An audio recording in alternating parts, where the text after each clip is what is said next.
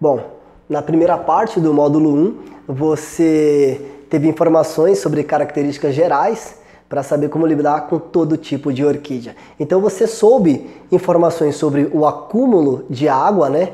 Ou de hormônio por meio da água absorvida pelas plantas e também sobre a absorção de informação. Essas duas informações que você teve, essas duas dicas especiais, né? Você teve para saber o quanto que sua orquídea precisa de iluminação ou sol e o quanto que ela precisa de água. Isso foi o básico. Todo tipo de orquídea, a primeira coisa que você, que vai se tornar um especialista em orquídea, vai precisar observar é isso: coloração e o tipo de raiz. Ver se o caule ou a raiz tem bulbo, né? Para ver se acumula água ou não, e ver a coloração. Coloração mais escura, não precisa tanto de iluminação.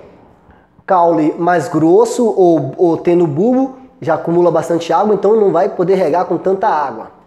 Perfeito. Agora nós precisamos entender outros tipos de características assim que vão especificar 3 tipos de orquídeas. 3 tipos. Bom, nós temos orquídeas que nascem nas árvores, temos orquídeas que nascem nas rochas e temos orquídeas que nascem no chão. Pois é, tem orquídea que nasce no chão e é bem conhecida de você também. Bom, as orquídeas que nascem nas árvores têm o nome de epífitas. Todas as orquídeas que nascem nas árvores, elas não são parasitas, mas elas vão no tronco da árvore, grudam no tronco da árvore, não absorvem a seiva da árvore, tá? Elas não são parasitas. Ela apenas gruda, ela apenas procura um apoio. E lá no tronco da árvore, ela absorve toda a umidade do ar. Ela se alimenta da umidade do ar. Então cai também folha seca, resto de folha seca, resto de casca de árvore, cai tudo na raiz dela que está grudada lá em cima, lá na árvore, e ela utiliza isso como um fertilizante orgânico. Então as epífitas, plantas que nascem no alto e se fixam em árvores. Há outro tipo de orquídea que tem são as rupícolas, aquelas que nascem em rochas. Pois é, tem orquídeas que só nascem em rochas. É o mesmo esquema da primeira, elas procuram se apoiar. Uma se apoia na árvore, outra se apoia na rocha. Então tem as rupícolas também. E tem o terceiro tipo, que são as orquídeas de terra.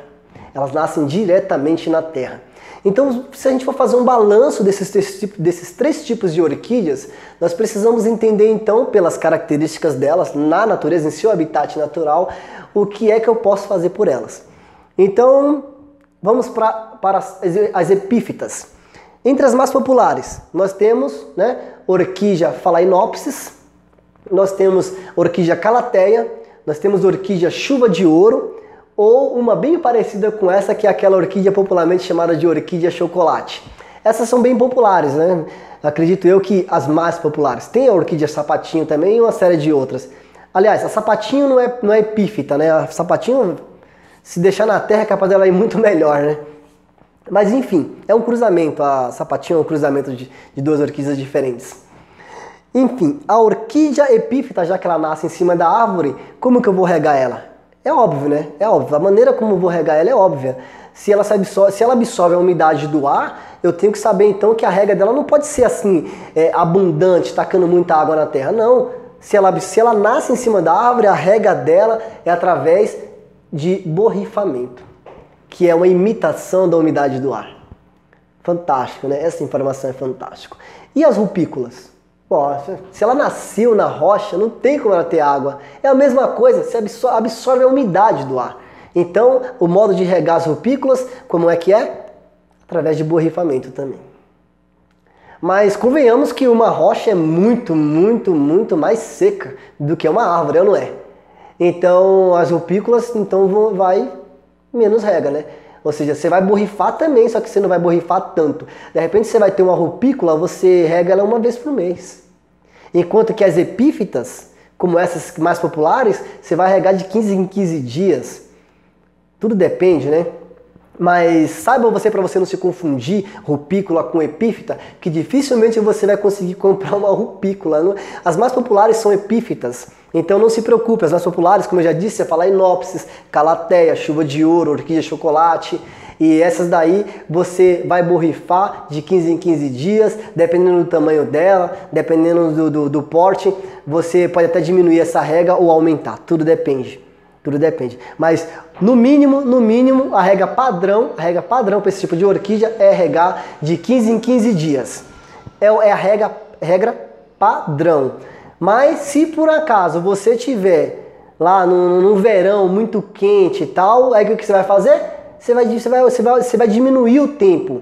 Você não vai regar de 15 em 15 dias, não. Rega de 7 em 7 dias. Você tem que sentir o que a orquídea está sentindo. Mas essa informação você vai ter no módulo 2, tá? Não se preocupe. O que eu quero que você enxergue nesse módulo 1 são as características gerais da orquídea. Porque você precisa entender o mínimo para você ser um orquidófilo, para você ser um amante de orquídea que faz com que elas também te amem, né? Pois bem, então nós nesse módulo nós conhecemos características como os bulbos, a coloração da folha e também os 3 tipos de orquídea. Nos próximos módulos nós vamos entender, tudo bem que não adianta adiantar, isso é uma surpresa, mas nós vamos entender com mais facilidade a questão da iluminação, a questão da rega, a questão do plantio. E é isso. Até mais.